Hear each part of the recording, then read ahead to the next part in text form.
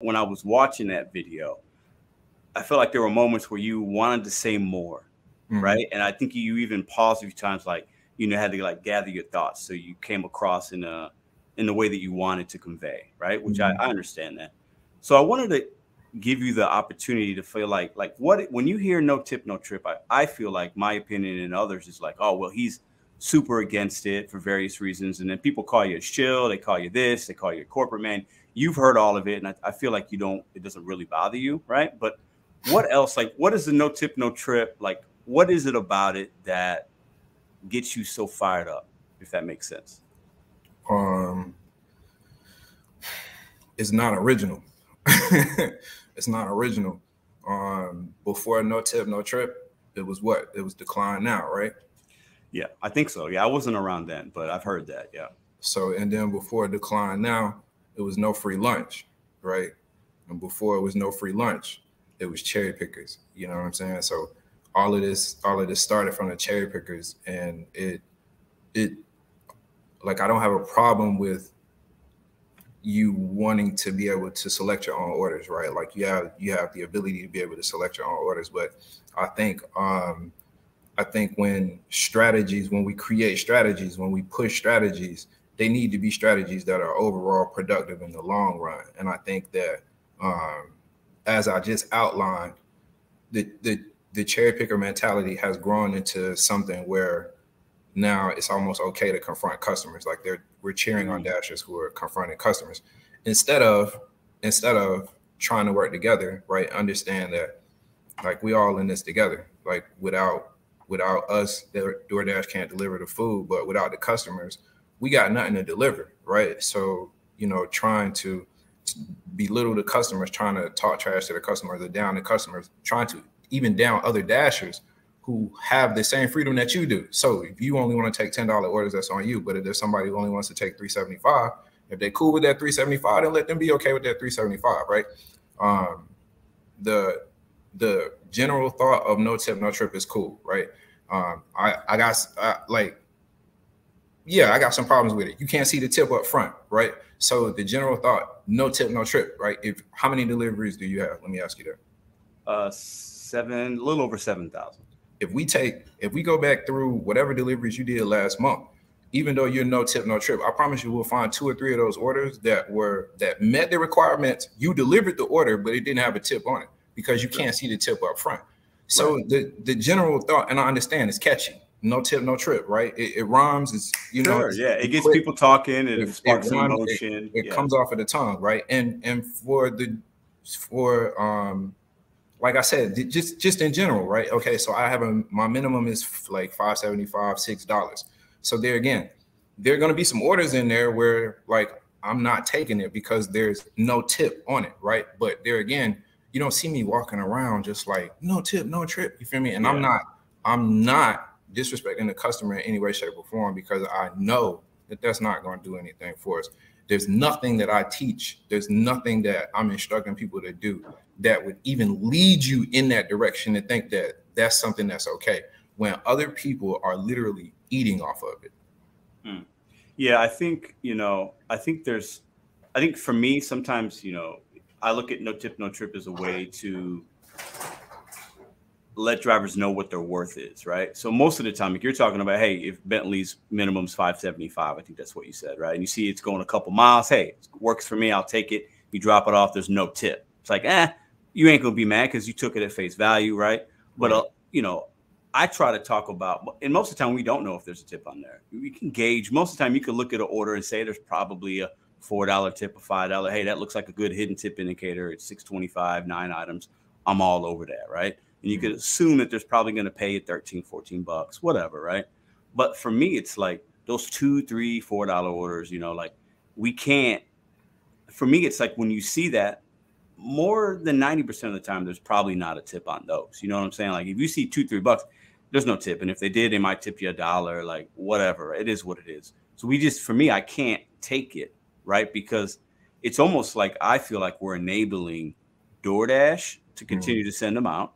And we're enabling the consumer behavior to say, hey, I don't really value the person that's bringing me this food, or I just don't have the the know-withal to understand what they really make and whatever, right? So I'm just not going to leave a tip for whatever reason, right? And for me, it's like there's no money in that. There's no money in the $2, $3, $4 orders. So like, what do we figure out how to? Because DoorDash ain't gonna pay us more. You know, they'll throw a peak pay out there. They'll try different programs, but I don't expect them to pay us more because that's just, they're running a business and they say they're not making money. So how could we expect them to pay us $7, $8 an order? But for me, it's like no tip, no trip allows drivers to be more profitable and be more selective. That's how I look at it. But I feel like, you know, the no tip, no trip can go a little too far at times if we're confronting somebody in a negative way. Or I've called people clowns probably a million times, and I know you don't like that. Like you've told me that one-on-one, like, hey, we got to stop that. And I get it, right? But don't you think some people actually are clowns? Don't you think there's some that actually are that ignorant and really don't respect the job that we do and don't really feel like we're doing anything for them and they take advantage of us? Do you think that some people are clowns, or do you feel like all of them are just good? So I'm going to answer your question, but I'm going to back up just really quickly because I want to make this really clear.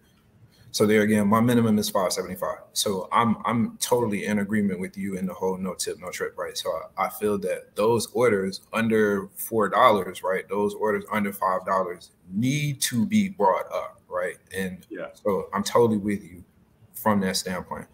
All right, so I just posted on my story on my YouTube channel today. It was a couple of customers who flat out said that they wouldn't tip, right? And in the scenario that they used, I think one of them, the one that stands out to me right now, the lady said that she wouldn't tip because it would be tipping in advance, right? She didn't understand we hear that a lot, the process, right? And I think that's why the overall perception of Dashers, and I think that's why we gotta watch what we say about customers, because it's not that she's tipping in advance. She's tipping based off of the last experience that she had. Because of the last experience that she had was great, and she would be more, you know what I'm saying? She would be more open to tip. So there are customers out there that are just not going to tip. Right. All right, cool. But we still have the ability to turn down those orders, right? So we can turn down those orders, we can move on, and we can allow DoorDash to figure out what they want to do long-term with those customers and what they want to do short-term with those orders, right? There again, that's not our problem, right? We just turn that order down and move on to the next one. So for those, DoorDash will raise the base pay at some point, right? So we've seen that, right? We've seen, you know, so eventually, hopefully they'll, raise it up to where it's worth somebody's time. Right. But yeah, no, I don't even think trying to chase those orders, right? And there again, so I think that's why, and I want to be really clear about what I think it's going to take, right? Raising the standard, changing the perception, making sure that when we see articles about Dashers in the news, that they're more about the last video, like the last video that I published about the young lady using DoorDash to create her foundation, to fund her foundation, and less about people eating customers' burritos and, stealing dogs and stuff like that. So we got to change the perception because, right, Chick-fil-A only sells chicken sandwiches, bro. You feel me, right? It's just chicken, right? It's either a big chicken sandwich, a little chicken strip, or they cut it down into nuggets, but the line stays packed. The people are coming for the experience. You feel me? Right? Like they're coming for they're coming for the customer service. Because I can't tell you I've never had a bad experience at Chick-fil-A ever. It's not one time. So if we as Dashers, if we as a community feel like this is a luxury service, that we should treat this as a luxury service, then we should provide that type of experience for our customer. And I don't think that it would take a whole lot because the interaction that we have with our customers are so short. But yeah, man, I think it's time to, it's time to step the game up. I agree with that, but don't you think? Let me ask you this question: do you feel like a consumer that doesn't value us for whatever reason, right? And you're not advocating for taking $2 and $3, $4 orders. Your minimum's $5.75. I've taken orders that have been $4. I've shown that, like $4.25 a mile. Boom, I take it. So my minimums, I guess, is even lower than yours. I don't know if you've ever taken a $4, but I get that. But do you think that a consumer that doesn't tip at all, doesn't give you good delivery instructions, just don't really respect what you're trying to do for them when they have a need, right? Because when a consumer places an order, they obviously have a need for whatever, whether it's a shop and pay, they want pizzas, they got a crying baby, they don't want to leave the house, they don't have a car, maybe they have a disability, they have a need. So do you feel like that consumer that doesn't show you some love and some respect up front, right? Because most customers aren't going to tip you in cash if they don't tip. Some will, but most won't. Do you feel like that consumer serviced with the same type of luxury service and the good service that you give, that I give, that the people that are watching give? Do you feel like they should get the same kind of service in a timely manner as somebody that's tipping $10? All right. So, twofold. So I think some of the reason why people don't tip, I'm trying to pick my words, right? So just bear with me. Okay. So I think people don't always have money, right? So like I have Dash Pass, like my kids have Dash Pass, right? So if it wasn't for Fast Pay, right, some of us would be living day to day, right? Like we would be living paycheck to paycheck. We wouldn't be able to work Sunday and Monday just because we don't have enough money to get through, at work. But especially Dashers, most people that do DoorDash, I think, are living day to day, right? Yes. With Fast Pay. So these are real people, and sometimes it's 2 or 3 days before payday, right? But they got Dash Pass. You feel me, right? I got I don't want to say I have, but so I'm a single mom, right? I have kids at home. I got a 13, 14-year-old and an 8-year-old at the crib. I don't want them like at the house making any food. It's a couple of days before payday. I got just enough money to get us through. I don't even know if I got enough money to get us through, right? But I know that I can jump on the app real quick, use Dash Pass, order my kids some Wendy's, make sure that I can stay at work. I can make sure they're good. And then I can spend maybe $10 or $15, right? So I can make sure that everything is taken care of and I can use that service that I've already paid for. So that's one type of customer. Okay. So even with that type of customer, so even with what you're saying, so these people get a windfall at some point in time, right? And when they do, they're going to tip, whether it's payday, whether it's tax season, whether it's when they get the check back from the wreck that they got in or whatever the situation may be. So my point there is they don't, just because they don't tip today doesn't mean that they won't in the future, right? And then how they tip in the future, again, is going to be based off of the experience that they had previously when they used that. Yeah, I get that. But if what we're talking about, Dashers living moment to moment, day to day, I can't think about, I get it. You're forward thinking in that way. I get the point, but like if we're out, I'll pick a name. If Mammy Mountain is out trying to make money and she sees she's delivering somebody that doesn't tip her at that point or can't afford to, right? Because money's tight. They need that Wendy's. They can't leave work. The kids got to eat. I get it. I've done that for my daughter back in the day. But like Mama Mountain can't worry about the order that a Dasher and the tip that they might make a month from now from that customer. She's got to make money right now. You know what I'm saying? So then that's when I fall back to my, right, and I'm going to fall back on my exact same argument. So then throw the order back and move on, right? Yeah. Just throw the order back and move on. Yeah. I want to say something. I want to say something else too, because you asked me another question too. Do they deserve the same level of service, right? Yeah. Okay. So if you go into Walmart, if you buy batteries, if you buy candy, if you buy clothes, if you buy 40 TVs, they're going to treat you the same way. You feel me? They're going to treat you the same way no matter what type of money that you spend. You feel me? And even when you go into Walmart, they don't just sell TVs. They don't just sell high value items, right? They're not going for the things that they can make the most profit off of. Because I don't think they're going to make anything off of the damn candy, right? But they're still selling individual candy up front, right? Because that's what people are buying. You feel me? So again, it's looking at the whole picture. You feel me, right? Like it's looking at the whole picture. And I think like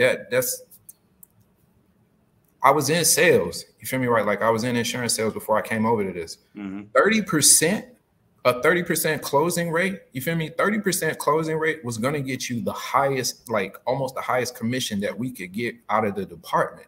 You feel me? So when you think about, yes, so these orders are coming in, but your acceptance rate is 15, 20%, 25, 30%. You're still able to close. You're still able to find 15, 20, 30% of the orders. You feel me? That fit your needs, that you're able to close on. You feel me? Yeah. So it's like the whole expectation that every order that comes in has to be right. Like, yes, that's in a perfect world. You feel me? Right? Like, yes, but even and what we had before. You feel me? Right? Like what we had before. And that's one of the reasons why I'm so passionate now is because if the way that DoorDash, and this is my perception, right? Like this isn't any insight because everybody thinks I work for DoorDash.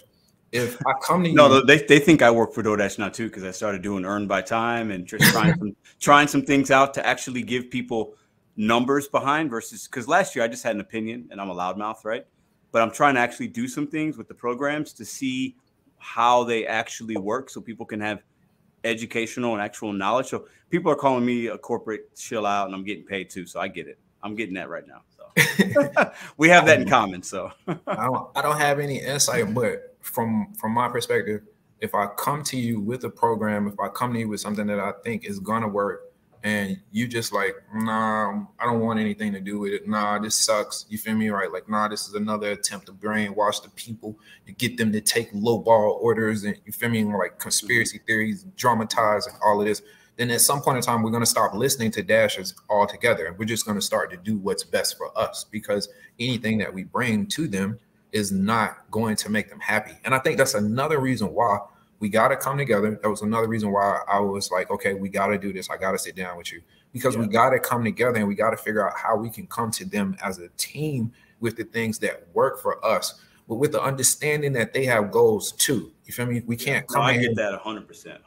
It can't be like, okay, we want a $5 minimum for everybody because to be completely honest with you, I think that some of these, like, some of what I call the legacy markets, like some of those really big markets, you feel me? Like LA, San Francisco, you know, Washington, Seattle area, New York, you know, like Miami. So for the company, these areas, these markets are carrying the whole country. You feel me? They're carrying the whole country. And I think that they could find some money there to pay us extra. You feel me? Right? Like I think that they could squeeze some money out of because overall it's going to raise the acceptance rate. We're going to be able to complete more orders. They're going to be able to get their forecasting down. So I think, you know, from a business standpoint, that works. So I think there's money there. But like I said, I think we got to come together with the understanding that they're going to want something. You feel me? And we got to, we got to be able to say, okay, the first round might not be perfect, but it's going to be worth a try. You feel me? Right. And start from there. And not, you know, if your minimum is 575, right? So you're throwing back the 2s, the 3s, the 4s, the 5s, like you're just throwing them back, decline, not even thinking about it, right? I get that because it allows you to stay focused on your goals for the day, right? We should all be doing it, right? But like, do you think DoorDash kind of takes advantage of those new people a little bit and like with the programs and saying to keep your acceptance rate up, you get priority? And like the new people, like when I first started, I didn't know. So I'm taking my first couple orders, you know, just thinking it's going to work out. I didn't know if you can get a tip after or not the first like week or so, because I didn't really get into the YouTube videos to kind of learn some things yet. So, but don't you think they take advantage of the drivers a little bit, right? Like there should never be an order for less than like a gallon of gas, in my opinion, in any market, right? So we shouldn't be seeing $2, $3 going really any miles, but I've seen some that are like, you know, 6, 7, 8 miles. It takes you maybe 20 minutes and you make $2.25. Like what do you say to DoorDash about those? Like, you know, they could funnel the money in because some of the other markets can carry them and they got the money to spread it out. But I feel like they're just taking advantage of some drivers that are just ignorant and new, and their business model is okay with that because they understand Bentley and Pedro ain't taking it, but somebody has to take it. You know what I'm saying? Like, well, how do we get it? The base pay is never going to go up, but what is an option to where we can have not as many drivers being taken advantage of? What do you think about that? Or do we need drivers to take that so that other drivers can make good money? You know what I'm saying? I've heard that argument. Well, Pedro, somebody has to take the trash because if somebody doesn't take the trash, then you know the cherry pickers won't make money. Because I consider you a cherry picker. Your acceptance rate's like in the 30%, so you're not taking trash. So some people would say, well, Pedro, they got to take the trash. Somebody has to take the trash. Let the ignorant new people take the trash. Let us veterans make our money. But I'm not cool with that because to me, that's just kind of like taking advantage, in my opinion, when an offer is sent out and it's less than a gallon of gas. You know what I'm saying? You know, I got my conspiracies about the algorithm, and I think that they treat the new dashers pretty good until they start to like show that they're going to be late or like they mess up the orders. I think for like retention reasons, I think that they kind of show them a little love up front. But to answer your question, I want to believe, and I may be a little naive, but I think it's just education. You know, I think that the platform that we have, you know, and it's like we're on YouTube, but there's us on Instagram, there's us on Twitter. You feel me? There's us, you know, there's Reddit groups, there's Facebook groups. So I think just education, you know, I think when DoorDash sends out the brochure, you know, on the brochure, they tell people some resources that they have, you know, and trying to find groups, trying to find social media groups is something that they recommend. I think once you grasp to that, once you start to ask people, you know, you start to ask some questions. But yeah, I don't, you know me, I'm gonna stop short of take advantage. But I think without education, and I think that's why I'm here, right? I think that's one of the things that I'm preaching, right? Like, know your minimum. Number one, know what your cost is, right? You're not just coming out. You're in a town of 40,000 people, and you're sitting here saying that the only orders that you're going to take are $10, right? Like, no, I don't think that's not going to happen. That's not realistic. That's not realistic, especially nowadays. Yeah. So coming in, having realistic expectations, having a minimum, testing that minimum repeatedly, you feel me, to make sure that, you know, you can't change it, having that education, and then, you know, having a community that you can trust that is going to give you, right, like that's going to put you in, I don't want to say in a positive light, but like, you can't hang around losers and expect to win. You feel me? So you need a community that's winning, right? Like, you need to put yourself around winners, people that can really help you when you get into a bind. So yeah, I feel that. I get that. I think education is going to be the key to that. And then, like, there again, so you can call me naive if you want to, but